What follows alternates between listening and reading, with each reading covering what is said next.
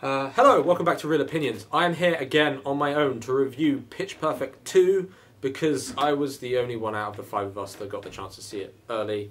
Sorry.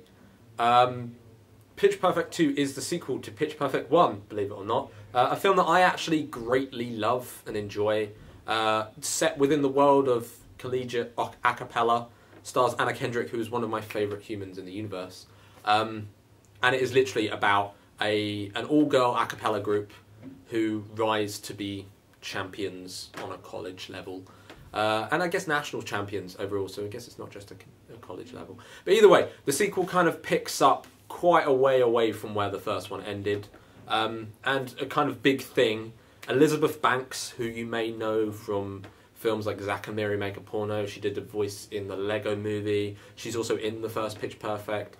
She's in Slither. She's in a lot of films, all of which I'm now forgetting.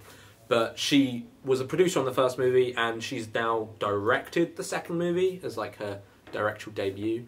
So yeah, the second one picks up quite a way after the first one, at least 2 or 3 years, when the original Bard and Bella troupe are about to graduate. They're kind of ready to go into their kind of senior year, deal with the fact that they're graduating, etc. When something happens, it's in the trailer, but I don't really want to give it away because it's quite painful to say out loud. But something happens and they're banned from all collegiate competitions, but they can somehow still perform in the World Championships. So they form this new kind of rivalry with this German group called Das Sound Machine, and things go on from there. So it kind of blows up quite a lot more. There's so much, it's on a world scale now rather than on a college scale, and it kind of, in some ways that makes it better because the sequel has to almost go bigger in some ways, especially on this level, but at the same time it does suffer because of that. You get far less time with any of the girls themselves, you get far less time with the things that made the first movie so good, which was that kind of college teen movie vibe. And a lot of the characters turn into kind of stereotypes, especially when you go into the world level. You have this German group that are just German villains, and they all have really cheesy, crummy German accents that they've just hammed up to the extremes. All of their songs they sing with German accents, which it's just really terrible and a little bit unrealistic and almost painful to watch sometimes, which is a bit of a shame. And the Bellas themselves, I think, get less time. There's more time with them all together, but they get less time on their own. Even Anna Kendrick's kind of lead isn't really the lead.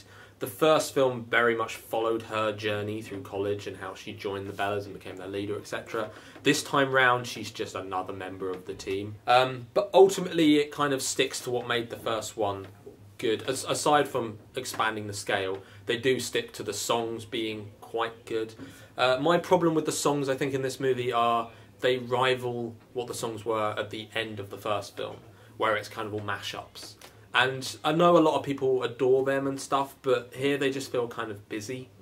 And I think that's the whole idea, because they build towards this whole idea of having a much more stripped-back performance.